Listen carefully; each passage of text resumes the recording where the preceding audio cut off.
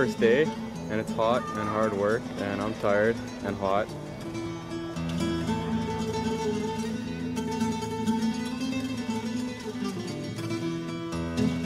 I was expecting the hard work, but yeah, the heat's just insane. And yeah, robbing me of all my energy, so I'm feeling very tired right now.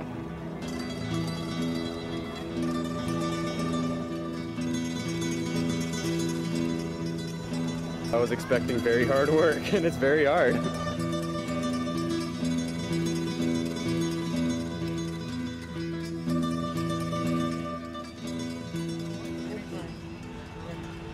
Good morning, everyone, students in particular from Canada. Welcome to La Buena Fe.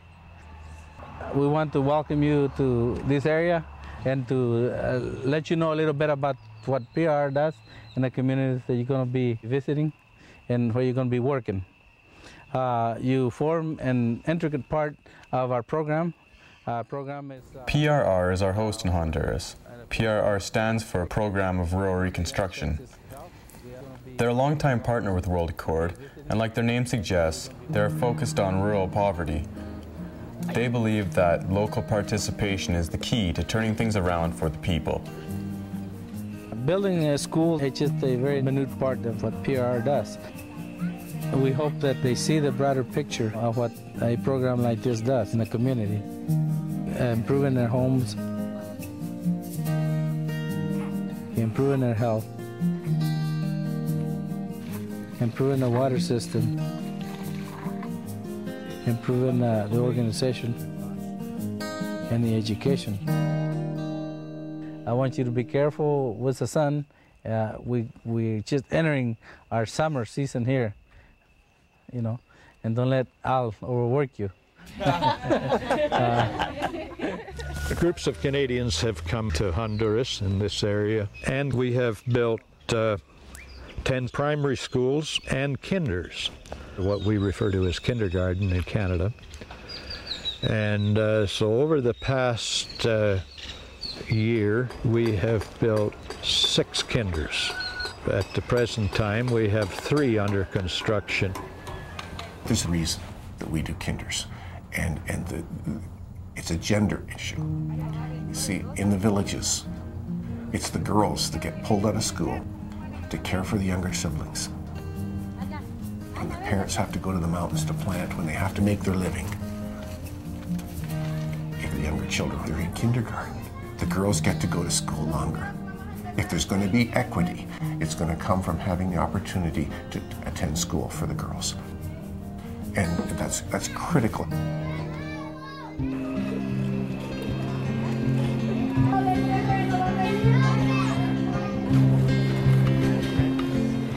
Antes la de nosotros era allá, pues lo sentíamos, tenemos 2 años, ¿verdad? Y que... For 2 years we waited for the help.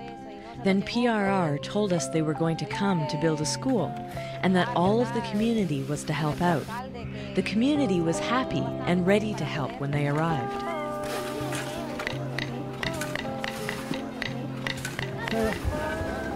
Are you good? Bueno? Everyone wants to have this building made. Even the little children.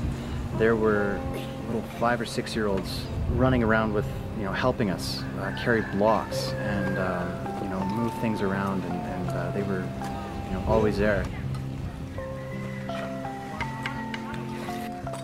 If you show them how to do something, and they just go out, they just look for tools and grab anything they can and start doing it, as fast as they possibly can. It's really impressive.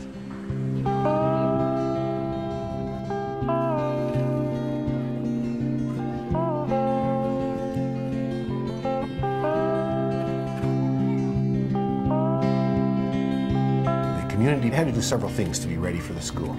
The community provided the piece of property, and they prepared the site. They procured the site. They prepared the site with footings and got ready for the construction. In reality, that school was going to be built anyway. But this project it accelerates that process quite a bit.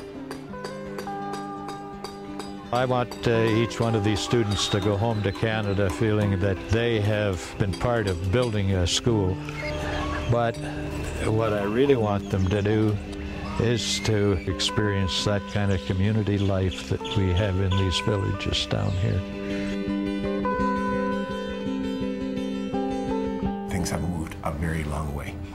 When the youth are down there on this trip, they'll take some time off from the school building, and they're going to go into the mountains, and they're going to see what life is like. They're going to see it in villages that have been working in the program for many years. They're going to see life for villages that have only been working with the program for a year or two.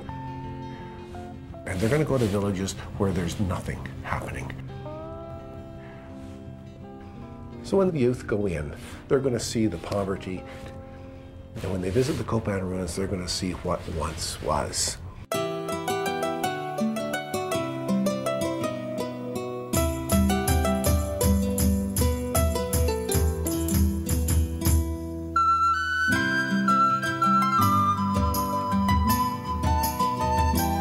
Copan ruins are very elaborate ruins, developed by the Maya people, or we consider our ancestors. Copan is one of the most finest cities in America. The sculptures are so fine, so well made, the ones we have in Copan. This culture was dispersed in all Central America and Mexico, but they have different languages, united by the same religious tradition. Where we are now, over 10,000 people could be here sitting. These were bleachers, okay? Kind of stadium. So every plaza has its own specific gods and ceremonies. They worship many gods. For every phenomenon, the Mayas had a different god. Rain god, wind god, sun god, monkey god, serpent god. Animals in every sense related to gods. And in the calendar, it amazed me how advanced the Mayan culture was, and all the different temples and stuff were really interesting, and I got to learn lots. The Mayans and now the Hondurans are very, very old civilization, and very instilled people in this land because they've been here so long. The area is just as much a part of them as they are a part of the land. To tell you completely honestly, I didn't know anything about this country before I came here. It's really interesting. It's similar to learning about the First Nations history in Canada, and it was definitely something that everyone should go see.